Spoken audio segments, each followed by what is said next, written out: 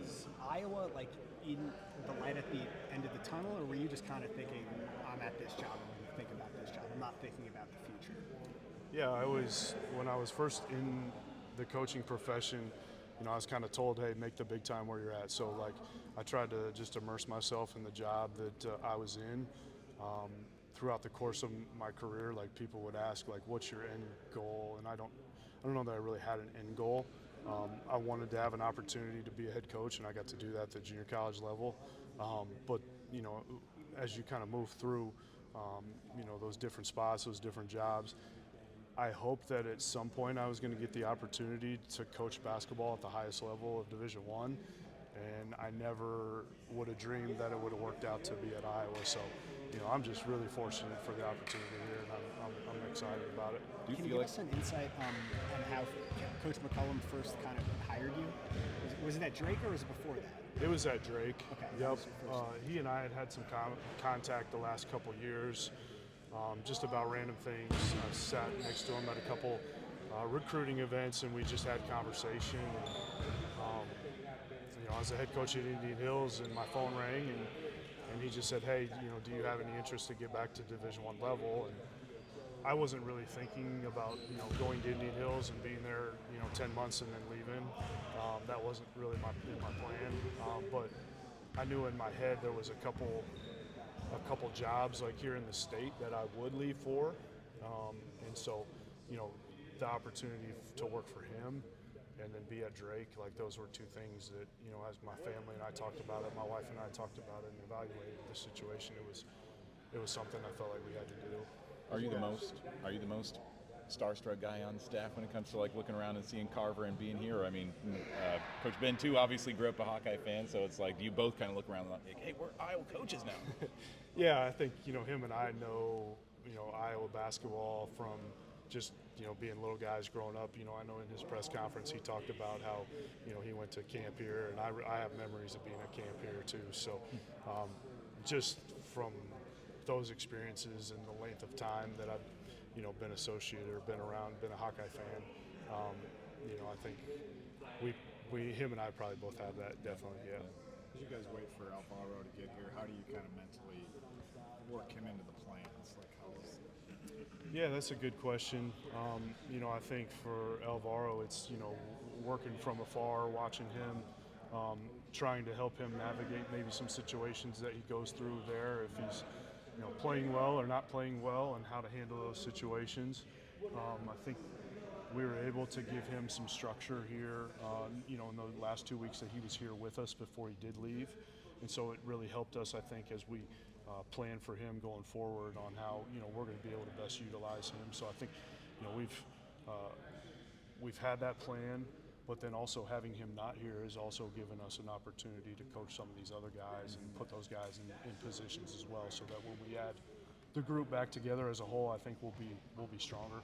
Yeah. After walking into this job with only one guy on the roster, I guess how nice is it to actually be coaching basketball again after trying to basically obtain a roster over the last 3 months? Yeah, that's probably the hardest part, because when this whole thing happens, you're like in scramble mode to try to put together a roster and retain any of the guys that you can retain, but then you also have everything from a personal standpoint that you're trying to navigate.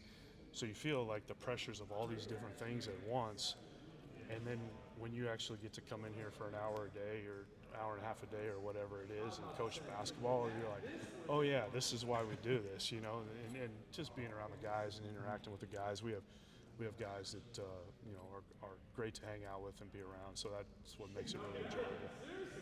Can you take us into the huddle a little bit, where it was Tate who was telling me, I asked about you, and he said when Coach McCollum was explaining something, Josh pulled me aside and kind of explained it in a different way. How do you take me into that insight of how you are a teacher in some of these little situations? I think when you've had the opportunity to be a head coach, you're out here and you're trying to teach the group and keep the group moving forward. And I think when there's like some of these young guys and sometimes maybe something happens, and I guess as an assistant, I see, hey, there was a teachable moment there. when coach is going to teach the group on something else, and I see him kind of looking like he didn't know exactly what he was doing, just going over there and trying to make sure that you can explain it to him maybe in a little bit different way, or make sure that he understands, and then give him the ability to ask a question. And that's all that happened, I guess. Are there 2-3 guys you feel like consistently they've had good offseasons just by the day in, day out? Yeah, I mean, I think there's a lot of guys that have had really good summers. I think a lot of the young guys have, had some really good days, but they've had some just okay days as well. So I think the understanding for them of what it looks like and the consistency on a daily basis to be there. As far as like guys that have had pretty good summers, Bennett is Bennett. Bennett can have just an average day and he can look really, really good. I think Bennett's had a good summer. I think Tavion Banks has had a really good summer. Banged up a little bit today at the doctor, so didn't practice today, but he's had a really good summer as well. It was good today to see Brendan Housen. I mean, it was literally his second practice in the summer because he's been banged up for the first half. Last week he did some stuff, but it was non-contact, and then yesterday and today, playing, and obviously, as you guys saw, shooting the crap out of the ball. Man, that was good to see, right? So. I think collectively, we've had a lot of guys that have had pretty good summers, so it's been exciting to see. And when you say Tavion, in what ways do you feel like he's grown or gotten better, or just what is he doing well, I guess? Yeah, I think, for Tavion last year coming with us to Drake and, not really knowing anything that was going on, and just the pace of the work, the understanding of maybe some of the leadership stuff. I think he was led very well last year by some of the guys we had at Drake, which in turn has helped him mature and move forward as a leader.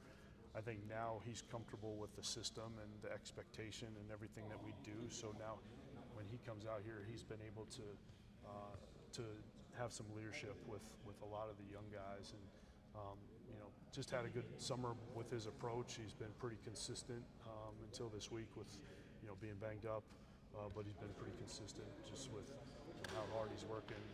He shot the ball really well. He's put in the work this summer to shoot the ball, and so just all those things, the culmination of all those things, I think has helped him have a pretty good summer.